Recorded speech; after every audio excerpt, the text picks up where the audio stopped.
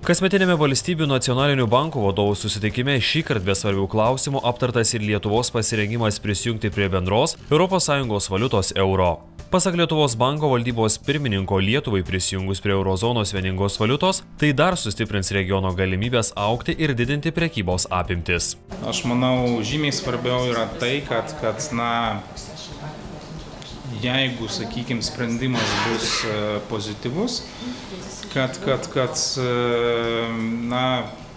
čia prie Baltijos krantų beveik 10 milijonų rinka turės vieningą valiutą. Tai yra, manau, esminis momentas, juolab, kad mūsų ekonominiai modeliai yra labai panašus, tai yra atviros į eksporto orientuotos būtent ekonomikos. Euro metų pradžioje įsivedusios Latvijos centrinio banko vadovo pavaduotojos teigimu, visų Baltijos valstybių dalyvavimas bendrosios valiutos zonoje bus labai naudingas jų ekonomikoms, padės pritraukti naujų eksportuotojų.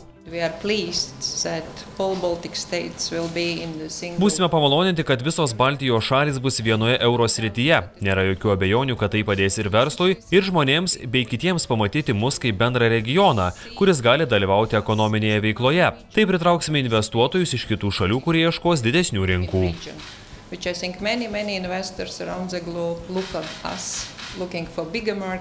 Prieš 3 metus eurą įsivedusios Estijos centrinio banko valdybos pirmininko nuomonė pradžioje žmonės eurą vertino skeptiškai, tačiau dabar nuomonė pasikeitė. Pirmininkas tikina, kad žmonėms tokiais atvejais visada reikia laiko apsiprasti.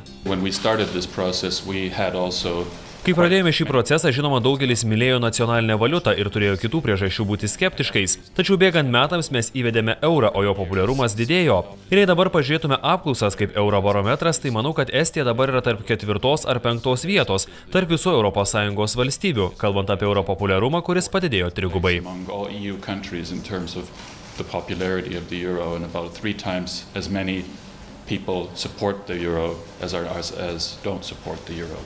Baltijos šalių centrinių bankų vadovai Vilniuje vykusiame metinėme susitikime aptarė ir pasirengimą bankų sąjungai bei ekonominius iššūkius, kurie laukia ateityje.